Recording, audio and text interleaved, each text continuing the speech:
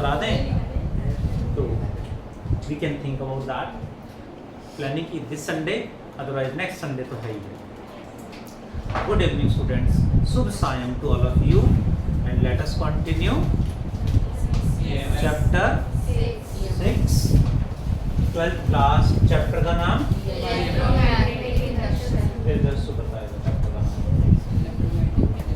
Electromagnetic induction, chapter 6 12th class, EMR, electromagnetic induction. And यूटी लगभग सबके हो ही चुके होंगे।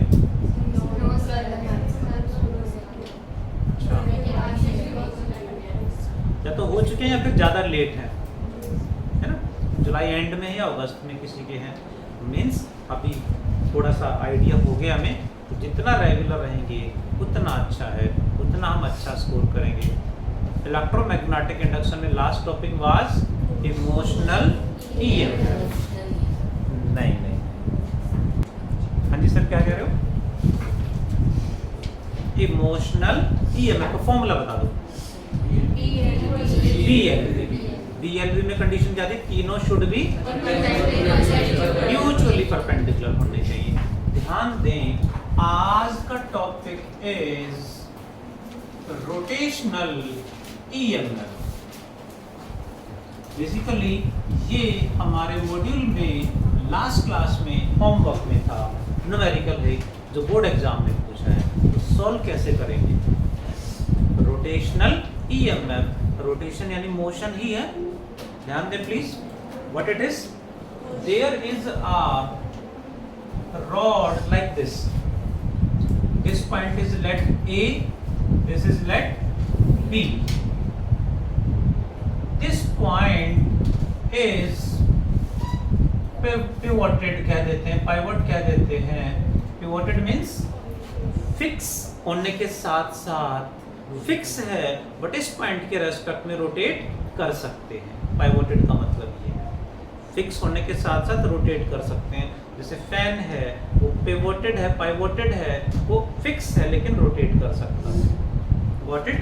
यहाँ इसे पाइवट कर दिया, इसके रेस्पेक्ट में ये रॉड ऐसे रोटेट करेगी with an angular velocity omega, its length is let L, and in the whole region, यहाँ हर जगह जहाँ ये रोटेट करेगी वहाँ हर जगह magnetic field is directed dot means outwards magnetic field होगा। पूरे रीजन में फील्ड आउटवर्ड है। देन अब मोशन हो रही है तो इमोशनल EMF का फॉर्मूला लगना चाहिए BLV। इस पॉइंट की वेलोसिटी सिद्धार्थ 0, फिक्स है ये पॉइंट। तो इस पॉइंट की velocity R omega, V equal to R omega. R कितना होगा इस पॉइंट का? L omega. मिड पॉइंट की वेलोसिटी R ओमेगा में R की वैल्यू कितनी है? L/2 omega. मीन्स यहां से यहां तक वेलोसिटी बढ़ती जा रही है। हर पॉइंट की वेलोसिटी वेरिएबल है। वेरिएबल कभी भी आ गया तो फॉर्मूला डायरेक्ट अप्लाई नहीं होगा।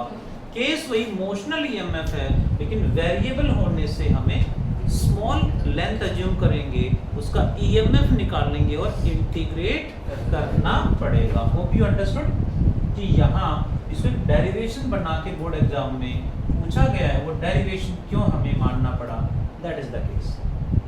सो व्हाट वी डू, इसमें बीच में कहीं भी we assume small length dx, यहां से कितना दूर मान लें? Let x। इसको आपने r कह दिया तो उसे dr ही अज्यूम करना पड़ेगा। इसको l कह दिया तो dl, x है तो dx। सेम लाइन पे सेम हमें वेरिएबल अज्यूम करना पड़ता है। कितना लेंथ अज्यूम करा? dx। कितना दूर है? x। कितनी वेलोसिटी के साथ मूव करेगा? इसकी वेलोसिटी क्या होगी? r ओमेगा यानी L/2 ओमेगा या L ओमेगा? यश, L ओमेगा या L/2 ओमेगा? हाँ सर, x ओमेगा होगी। Is it okay? कि इस पॉइंट का जो R है वो X है। Hope you understood? So what we had done?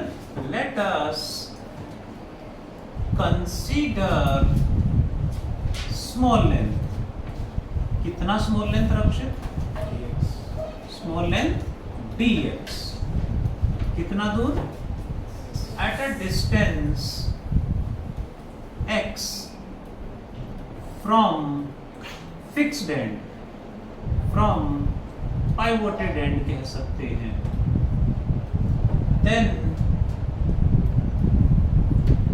EMF induced across this small length, across the small length कितना होगा? अब लेंथ स्मॉल है तो जो EMF इंड्यूस होगा वो भी स्मॉल ही होगा। क्या लिख देंगे? D। फॉर्मूला क्या लगाएंगे? BLV। सामने ध्यान ही नहीं है, पेन चला रहे हैं। B इंटू लेंथ कितना आएगा? X या DX? इसका EMF इंड्यूस निकाल रहे तो इसकी लेंथ होगी DX into V। DV equals to B dx into V की value x omega, so it can be written as d omega x dx या d into x का स्क्वायर x dx आएगा। ये x इस x के साथ multiply नहीं होती क्योंकि वो ये एक सिंगल टर्म है, वो x अलग नहीं है। Hope you got it? x dx आ गया। ये आ गया induced EMF across the small length. Complete road में क्या करेंगे? Induced EMF across whole rod, that is we consider V equals to integration d omega x dx. What are the limits? x to L, 0 से L होगी जी। d omega as it is, Shraddha ma'am, silent everyone, Shraddha ma'am x dx का integration बता दें। ये बताओगे? अच्छा नहीं बता, प्रकृति का x स्क्वायर बाय 2 आ जाएगा। लिमिट्स क्या है श्रद्धा मैम? 0 to L। पुट कैसे करते हैं limit? Final minus initial 0 put करेंगे फिर L स्क्वायर माइनस, हाँ जी, b ओमेगा पहले फाइनल वैल्यू पुट करेंगे L स्क्वायर माइनस 0 का स्क्वायर बाय 2, तो फाइनल आंसर रक्षित जी क्या आएगा? b omega L square by 2 means we can say half d omega L square. ये रॉड इतने वोल्ट की बैटरी बन गई है। अब बैटरी है तो उसमें टर्मिनल भी होंगे। विच टर्मिनल either A और B is positive? To find polarity, फिर से वही जो इमोशनल EMF में था सेम वही। To find polarity what we do? Magnetic force का formula Q into B cross B। Aryan sir कैसे यूज करते हैं ये? Right hand thumb rule cross है। राइट हैंड फिंगर्स को पहला वेक्टर कौन है? V की तरफ रखेंगे। नहीं थंब तो छोड़ दो, फिंगर्स को फर्स्ट वेक्टर की तरफ रखेंगे, सेकंड की तरफ घुमा देंगे तो ये रिजल्ट आएगा। फर्स्ट वेक्टर कौन है? V, सेकंड कौन है? B। वेलोसिटी यहाँ इधर है, मैग्नेटिक फील्ड किधर है? डॉट मींस इनवर्ड, आउटवर्ड्स है। वेलोसिटी इधर है, फील्ड ऊपर है, तो हमें फिंगर्स को ऐसे रखना पड़ेगा। वेलोसिटी इधर, फील्ड ऊपर है, ऐसे घुमा दूं बाहर की तरफ तो फोर्स इधर लगेगा on positive charge. Positive charge पे फोर्स इधर लगेगा, यानी ये टर्मिनल बिकम्स पॉजिटिव, तो ये टर्मिनल बिकम्स नेगेटिव। यानी ये बैटरी बनेगी जिसमें इधर पॉजिटिव और नीचे नेगेटिव टर्मिनल होंगे। इतने वोल्ट की बैटरी बन गई है जिसका B terminal is positive, always be positive, है ना, and A terminal is negative. हमेशा होगा। हमेशा नहीं, यानी यदि मैग्नेटिक फील्ड क्रॉस कर देंगे तो ये प्लस वो माइनस हो जाएगा, वैसे always be positive. Do fast everyone. Question number कौन सा मॉड्यूल का ये? 12।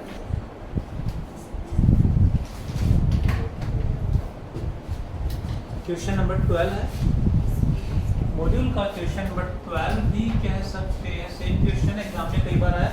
इससे नेक्स्ट क्वेश्चन नंबर 13, 14 भी सेम इसी फॉर्मूला पे बेस्ड हैं, डायरेक्टली अटेम्प्ट हो जाएंगे।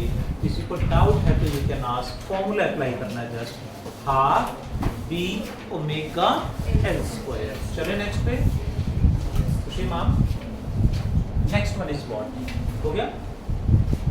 Next is Lenz law. क्या था जी, बताएंगे? Lenz law obey what?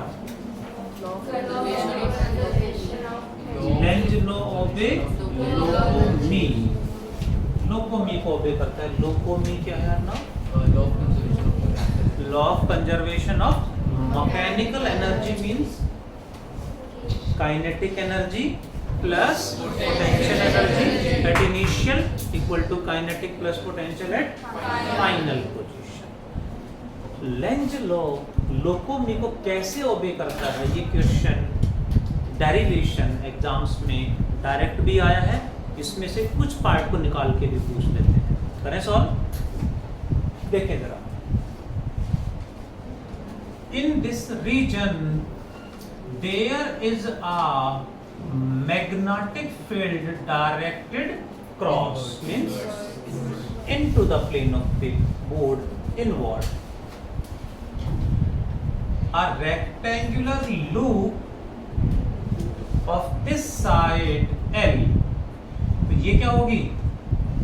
Same L ही होगी। When pulled into the magnetic field with a constant velocity v के साथ जैसे इसको इसके अंदर पुल करेंगे, इसमें EMF इंड्यूस हो जाएगा A, B, C, D में। कहाँ EMF इंड्यूस होगा? कौन सी साइड में EMF इंड्यूस होगा? A, B वाली जो साइड है, इसमें बैटरी बन जाएगी। युग कितने वोल्ट की बैटरी बनेगी? B, L, V। ये V क्या है युग? ये वाला स्मॉल v क्या है?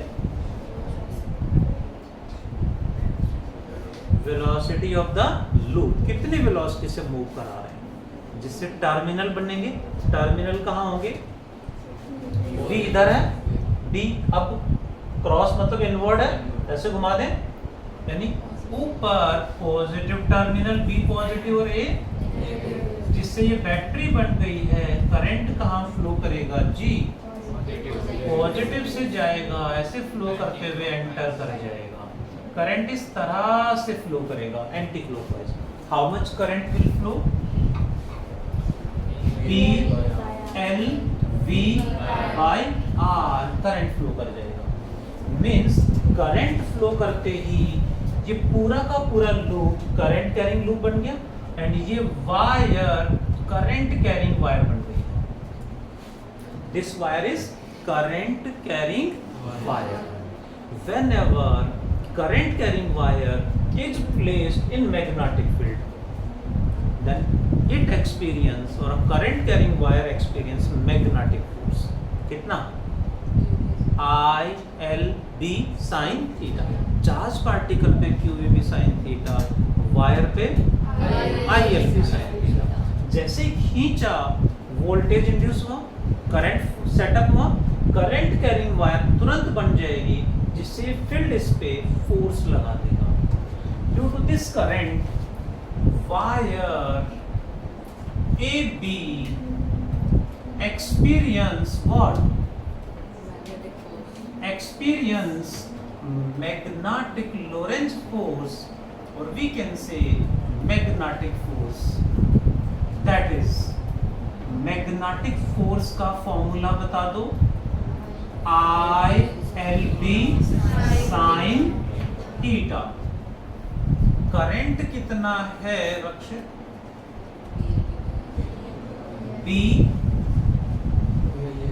L V by R into L into B into sin theta कितना है साक्षी? करंट किधर है? इधर। फील्ड किस डायरेक्शन में है? इनवर्ड। तो थीटा कितना होगा? sin 90 की value 1, so it becomes b square L square V by R. Is this clear?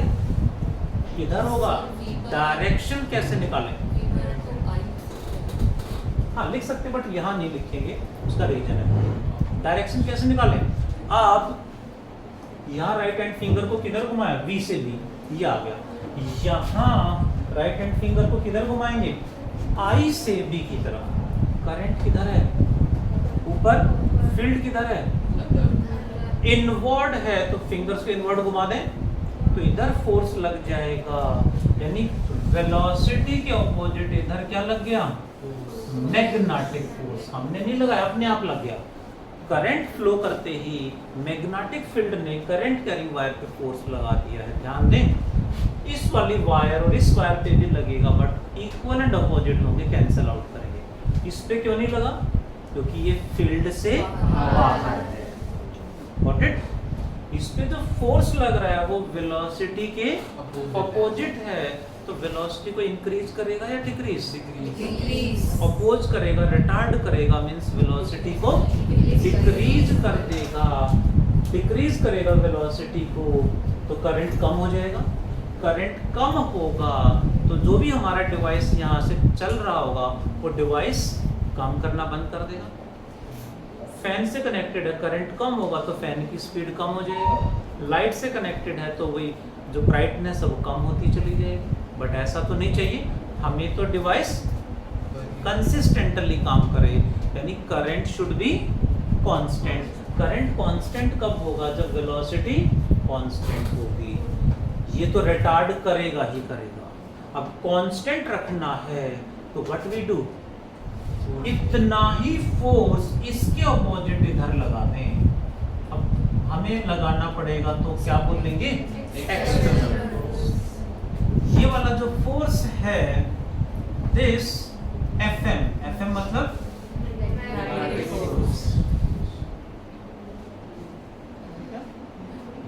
FM मतलब मैग्नेटिक फोर्स। मुझे लगा FM मतलब 95 है ना। दिस मैग्नेटिक फोर्स क्या करेगा? इसको वायर को रिटार्ड करेगा।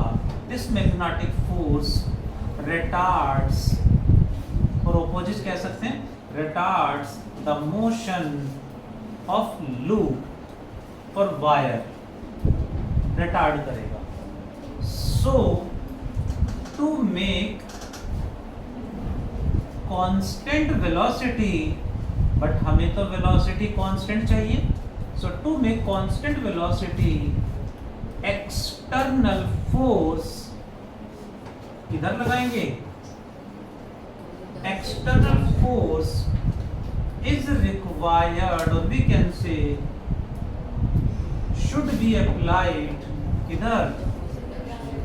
Should be applied opposite to magnetic force or applied in the direction of velocity or in the direction of motion of loop.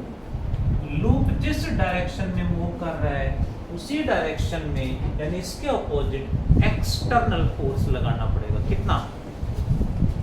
External force required must be what? Magnetic force से कम या ज्यादा? कम लगाया तो speed कम होगी, ज्यादा लगाया तो speed बढ़ जाएगी। हमें तो स्पीड बढ़ानी भी नहीं है, स्पीड तो कांस्टेंट रखनी है क्योंकि करंट कांस्टेंट फ्लो कराना है। सो ज्यादा लगाया तो स्पीड बढ़ेगी, करंट बढ़ेगा, हमें नहीं बढ़ाना। कम लगाया तो कम हो जाएगी। सो हमें equal and opposite, means external force should be equal and opposite to magnetic. So कितना एक्सटर्नल फोर्स लगाएंगे, B square L square V by R. Same amount में फोर्स लगाना पड़ेगा। अब हमें फोर्स लगाना पड़ेगा मतलब एनर्जी स्पेंड करनी पड़ेगी। कितनी एनर्जी हमें स्पेंड करनी पड़ेगी per second. So what we write, so external energy और we can say mechanical energy spend per second. कितनी एनर्जी पर सेकंड हमें स्पेंड करनी पड़ेगी, that is mechanical energy per second क्या होता है बताएगा कोई? एनर्जी पर यूनिट टाइम को क्या बोलते हो? पावर। सो मैकेनिकल और एक्सटर्नल पावर रिक्वायर्ड कितनी? पावर का फॉर्मूला बता दो। आई स्क्वायर आर इलेक्ट्रिक पावर का फॉर्मूला है।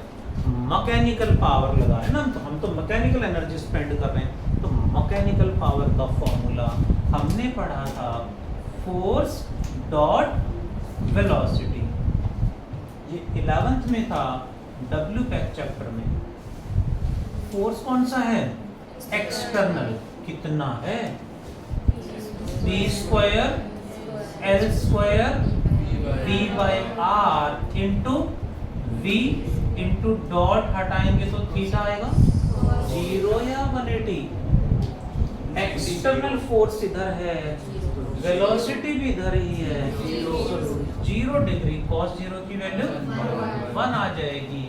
Means external power spend should be B square L square V square by R. Board exam में क्वेश्चन आया है, draw the graph of external power with distance x। तो question NCERT में वो यूं का डाल रखा है, जो मॉड्यूल में भी मैंने विद सॉल्यूशन डाल रखा है। तो पावर का फॉर्मूला ही नहीं पता होगा तो कैसे करेंगे? नेक्स्ट पॉइंट, इतनी पावर मींस इतनी एनर्जी पर सेकंड हमें स्पेंड करनी पड़ रही है, तब इलेक्ट्रिसिटी जनरेट हो रही है। कितनी इलेक्ट्रिसिटी जनरेट हो रही है?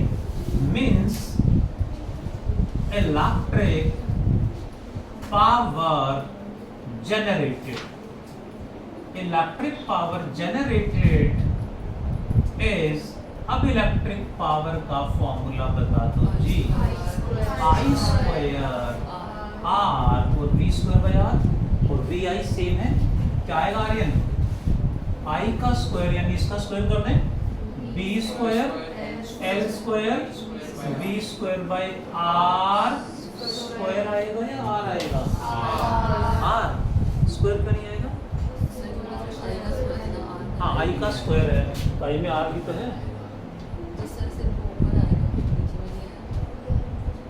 आर स्क्वायर ऊपर आएगा,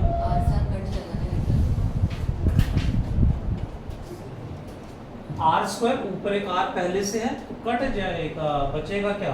are. B square L square B square by R. Clearly from this and this, so electric power generated is equal to external power और मैकेनिकल पावर स्पेंड। यानी कुछ भी जनरेट नहीं हो रहा है, जितनी मैकेनिकल एनर्जी हम खर्च कर रहे हैं उसको खींचने में, वेलोसिटी कांस्टेंट मेंटेन करने में, उतनी तो इलेक्ट्रिक एनर्जी आ रही है। So nothing is generated, one form of energy converted into electric energy, another form of energy means energy तो कंजर्व्ड है, एनर्जी तो कंजर्व्ड है। वही है लेंज लॉ ओबे लोकोमी। सो लेंज लॉ ओबे लोकोमी। Hope you got the concept. इसी पे based है हर जगह इलेक्ट्रिसिटी जनरेट होती है, वो एक फॉर्म ऑफ एनर्जी होती है, उसको इलेक्ट्रिसिटी में कन्वर्ट करते हैं। सबसे पहले डायग्राम, वोल्टेज करंट, जिससे क्या लगेगा? Magnetic force. कितना? ILV sin थीटा निकाला तो वेलोसिटी के अपोजिट आया, क्या करेगा? रिटार्ड। रोकना है तो क्या करें? एक्सटर्नल फोर्स इक्वली अमाउंट में अपोजिट लगाना पड़ेगा, यानी v की डायरेक्शन में लगाना पड़ेगा। कितना? इक्वल। अब फोर्स लगा रहे हैं मतलब एनर्जी स्पेंड करेंगे। एनर्जी पर सेकेंड यानी power is force dot velocity. 11th में वर्क पावर एनर्जी वाले चैप्टर में वैल्यू पुट की, ये आ गया। इलेक्ट्रिक पावर जनरेटेड भी सेम आ रही है, फॉर्मूले अलग लगाए हैं but answer is same, so energy is conserved. Got it all of you? Do fast everyone.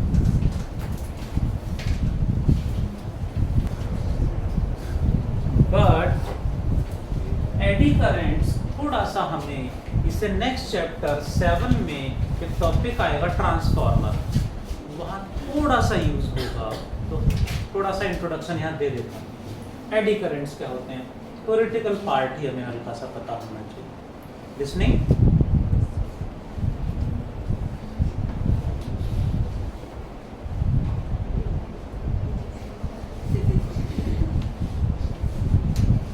Eddy currents क्या होते हैं देखें जरा प्लीज। इस वायर में करंट इंड्यूस हो गया तो किधर फ्लो करेगा? इधर राइट और लेफ्ट। और तो कोई ऐसे जा सकता है इस वायर में करंट? नहीं ना, ऐसे या ऐसे बस। बट वहीं किसी वायर की जगह किसी मेटालिक शीट में करंट इंड्यूस हो जाए, शीट मान लेते हैं, इस मेटालिक शीट में भी करंट इंड्यूस हो गया तो इसमें किधर फ्लो करेगा? राइट या लेफ्ट, अप या डाउन या लॉन्ग डायगोनल? हर जगह किधर? हर जगह ऐसे। तो क्वेश्चन अराइज हुआ कि शीट में, मेटालिक शीट है, में करंट तो इंड्यूस हो रहा है, किधर इंड्यूस हो रहा है जी? कैसे इंड्यूस हो रहा है, उसकी डायरेक्शन क्या है, वो फ्लो कैसे कर रहा है, ये काफी डिटेल में स्टडी करा फौकाल्ट एक साइंटिस्ट है उन्होंने। So these are also known as Foucault currents. Eddy currents और फौकाल्ट करंट बोल देते हैं, ठीक है शुभम? ढूंढ लिया? अब कैसे पता चला कि करंट है, कैसे पता चला कि किस डायरेक्शन में है, देखें जरा। डेफिनेशन क्या बनी? डेफिनेशन क्या लिखेंगे? वायर में करंट सेटअप हो रहा है तो इंड्यूस करंट, वही करंट किसी मेटालिक शीट में इंड्यूस हो रहा है तो उसे अलग से नाम दे दिया एडी करंट। क्यों नाम दिया वो भी बात करेंगे। देखो जरा प्लीज, क्या लिखेंगे सुनिए। Current induced in, Ananya ma'am क्या लिखूं? Current induced in metallic sheet और डिस्क। किसी मेटालिक शीट में या मेटालिक डिस्क में करंट इंड्यूस हो रहा है तो उसी करंट को हम इंड्यूस्ड करंट की जगह एडी करंट कह देते हैं। है वही इंड्यूस्ड करंट बट वायर में नहीं है, मेटालिक शीट में है। क्यों इंड्यूस हो रहा है समझते हैं जरा। इसके लिए उन्होंने एक एक्सपेरिमेंट करा, यहाँ से स्प्रिंग की हेल्प से एक मेटालिक शीट फ्रीली सस्पेंड कर दी, हैंग करा दी है। It is displaced aside and released. यहाँ डिस्प्लेस करके रिलीज करा, इतना इधर भी जाएगी। और उन्होंने काफी डिटेल्ड स्टडी करा, एक सर्टेन एंगल पे डिस्प्लेस करा and released. It takes, let example, it takes 1 minute for example to come to rest. धीरे धीरे रुकेगी, डैम्प होंगे ऑसिलेशंस एंड अप्रॉक्स 1 मिनट बाद ये रुक जाती है। एग्जाम्पल में लेके चल रहा हूँ शुभम, इधर कोई बात नहीं, फिर गिर जाएगा है? क्योंकि वो आर्यन इंस्टीट्यूट का हो चुका है, आप जबरदस्ती कैरी कर रहे हो इसलिए वो बार बार गिरता रहेगा। सबमिट करा देना क्लास के। हाँ जी, फिर उठा के रखा नहीं, पहले गिर गया। ठीक है, हाँ जी। कितना टाइम लग रहा है रेस्ट में आने में? एग्जाम्पल मैंने लिया 1 मिनट, फॉर एग्जाम्पल 1 मिनट। अब क्या करा शिवम जी, अब क्या करा, इस पूरे रीजन में यहाँ हर जगह मैग्नेटिक फील्ड सेटअप कर दिया क्रॉस। मतलब यहाँ मैग्नेटिक पोल रख दिया, नॉर्थ अंदर साउथ रख दिया, ऐसे फील्ड सेटअप कर दिया पूरे में, कैसे भी करा होगा, मैग्नेटिक फील्ड सेटअप कर दिया है इसके अंदर, और वो भी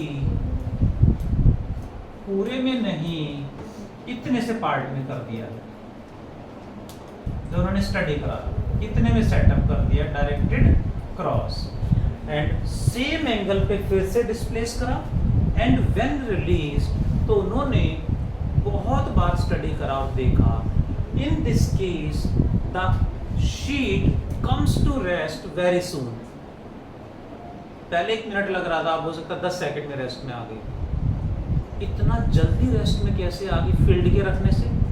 तो फिर उन्होंने वही कॉन्सेप्ट लगाया कि यहाँ से जैसे ही छोड़ेंगे इधर जा रही है, मैग्नेटिक फील्ड में एंटर करेगी, फिर मैग्नेटिक फ्लक्स बढ़ेगा इसके अक्रॉस, इसमें करंट इंड्यूस करेगा जो फ्लक्स को बढ़ने से रोकेगा, यानी इधर जाने से रोकेगा।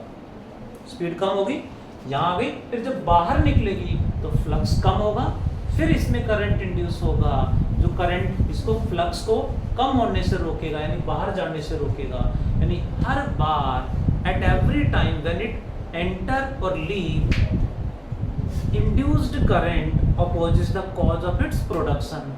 एंटर करने से या लीव करने से हो रहा है, दोनों को अपोज करेगा। इसका मतलब करंट तो इंड्यूस हो रहे हैं कि फील्ड नहीं है तो बहुत ज़्यादा टाइम लग रहा है रुकने में, फील्ड सेटअप करते ही बहुत जल्दी रेस्ट में आ जाती है।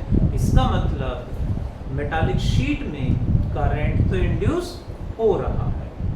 बहुत ज़्यादा डिटेल स्टडी करने के बाद कंक्लूजन इज कि जो करंट इंड्यूस होगा वो इस मेटालिक शीट में जो इंड्यूस करेगा वो करंट ऐसे फ्लो करेगा, इस तरह से, कोई बाउंड्री नहीं है, फिर भी ऐसे अपने आप ही ऐसे लूप बन जाएंगे, ऐसे लूप्स की फॉर्म में फ्लो करेगा।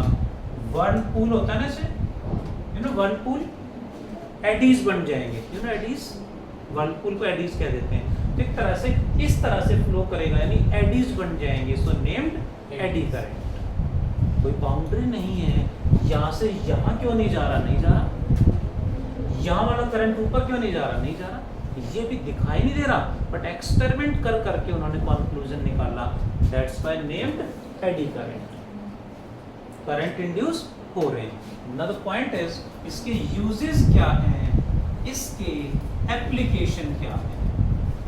एक प्रैक्टिकल एग्जांपल लूंगा जिसे बोलते हैं बैक ईएमएफ। ये क्या है देखें जरा, यू नो बाइक में जैसे ही हम किक लगाते हैं तो उसमें बैक लगता है, झटका लगता है। बाइक में, स्कूटी में कहीं भी किक मारते हैं तो ऑपोजिट बैक लगता है, झटका लगता है। That is due to eddy currents. कैसे?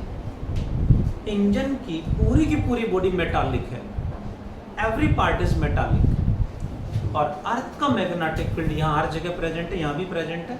जहाँ बाइक का इंजन है, स्कूटी का इंजन है, वहाँ भी अर्थ का मैग्नेटिक फील्ड प्रेजेंट है। जैसे किक लगाते हैं, इंजन के मेटालिक पार्ट्स मूव करते हैं, मोशन की वजह से, मूवमेंट की वजह से हर पार्ट में करंट इंड्यूस हो जाता है, और इंड्यूस्ड करंट क्या करेगा, opposes cause of its production. Kick लगाने से प्रोड्यूस हो रहा है तो किक को अपोज करेगा, यानी अपोजिट झटका लगता है उसमें। One more example I would like to take, you know electric motor. Motor जो घरों में लगाते हैं, पानी जिससे भरते हैं, इलेक्ट्रिक मोटर, इतना पता नहीं ध्यान दिया नहीं दिया आपने, उससे स्विच ऑन करा चल रही है, जब स्विच ऑफ करेंगे तो उसकी स्पीड कम होती जाएगी, एंड जब बिल्कुल रुकने वाली होगी उसे जस्ट पहले एकदम से झटके से रुकेगी एंड गोज बैक, हल्का सा ऑपोजिट घूमेगी। इतना ध्यान कभी मौका मिले तो जरूर देना। That is also due to back EMF. वो अपने आप ही अर्थ के मैग्नेटिक फील्ड की प्रेजेंस में मूवमेंट की वजह से, एडी करंट की वजह से हो रहा है ना। ये तो हो गया डिसएडवांटेज। एडवांटेज क्या है, यूज क्या है, you know induction motor.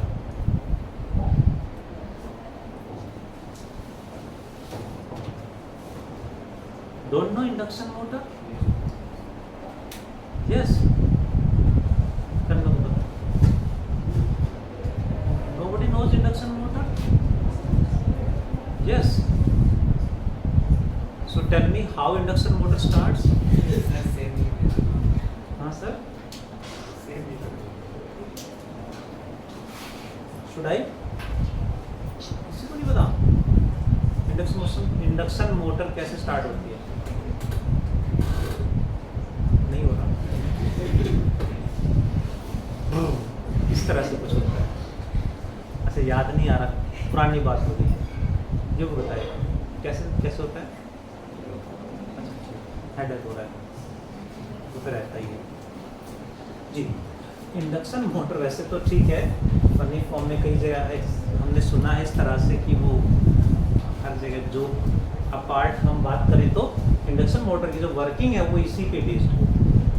Induction होता है तभी उसमें ईएमएफ इंड्यूस होता है, एडी करंट सेटअप होता है जो उसे मूव कराता है। और कहाँ यूज होता है? Dead beat galvanometer.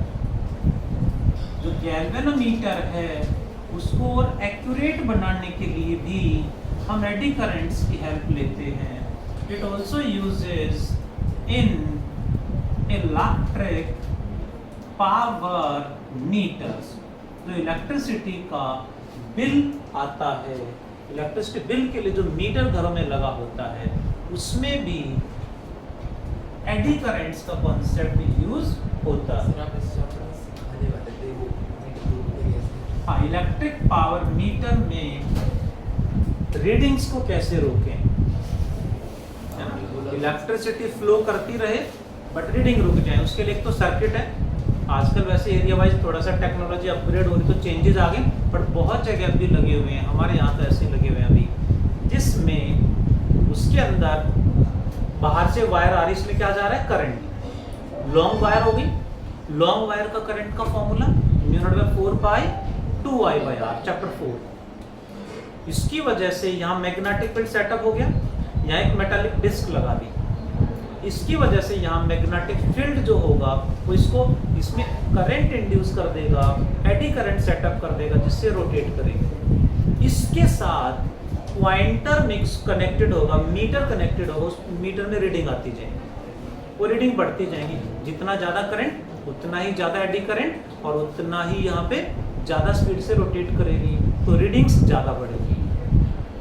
अब इस लॉन्ग वायर का यहाँ जितना भी मैग्नेटिक फील्ड है उतना ही मैग्नेटिक फील्ड में मीटर के पास एक मैग्नेट लगा के ऑपोजिट सेटअप कर दूँ। इस वायर का जितना फील्ड यहाँ है उतना ही फील्ड मैंने मैग्नेट की हेल्प से यहाँ ऑपोजिट सेटअप कर दिया, तो जो डिस्क है उसके across net magnetic field becomes 0। तो डिस्क रोटेट नहीं करेगी बट करंट तो जा रहा है।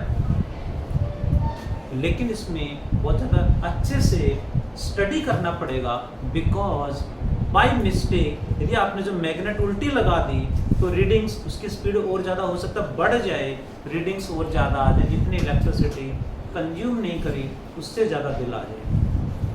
तो पहले थोड़ा सा रिसर्च करना पड़ेगा, वर्कआउट करना पड़ेगा। और कहाँ बस सर्किट भी आता है, सर्किट बनाना तो सिखाना ठीक नहीं है क्योंकि दुकान खोल के बैठ जाओगे, है ना। सर्किट कितने का बनेगा? 100 रुपये का मुश्किल से। बेचोगे कितने का? 5,000, 6,000, 8,000, 10,000 का। इतने तो हर महीने बच जाते होंगे रीडिंग ना आएगी तो इसलिए वो ठीक नहीं है बताना। नेक्स्ट इज व्हाट, मैंने भी नहीं लगा रखा सर, ऐसे क्यों देखिए, हमारा भी मीटर पूरा बिल आता है, यहाँ भी पूरा बिल आता है, नहीं लगा रखा जी। और कहाँ यूज होता है? डायाथर्मी। डायाथर्मी एक डीप हीट ट्रीटमेंट होता है। जब मसल्स, हमारे मसल से टिश्यूज या लिगामेंट्स ब्रेक कर जाते हैं, इंटरनल इंजरी हो जाती है किसी पार्ट में, तो उसको सही करने के लिए फिजियोथेरेपी वाले यूज़ करते हैं डीप हीट ट्रीटमेंट।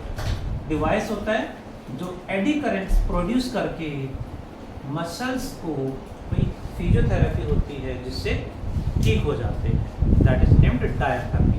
ऐसे बहुत सारे एप्लीकेशन डेली लाइफ में हैं एडी करंट के। एडी करंट का सिर्फ थ्योरेटिकल पार्ट हमारे सिलेबस में है। इससे एक क्वेश्चन आएगा, ट्रांसफॉर्मर नाम सुना होगा, चैप्टर 7 में आएगा। तो वहाँ क्वेश्चन आएगा, एडी करंट्स की वजह से ट्रांसफॉर्मर में इलेक्ट्रिसिटी वेस्ट हो जाती है। तो वहाँ आएगा how eddy currents can be minimised, इनको कम कैसे करें ताकि लॉस ऑफ एनर्जी ट्रांसफॉर्मर में कम हो, वहाँ सिखाऊंगा उसको। होमवर्क दे दूँ? Do fast everyone, till that let me mark HW। HW last class में क्या था?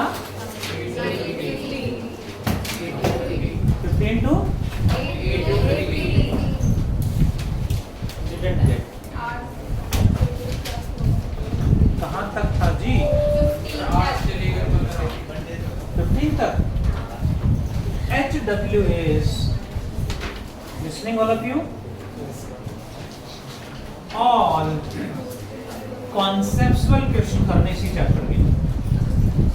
All conceptual questions you have to do plus NCERT of chapter 5 करना। प्रीवियस चैप्टर की NCERT।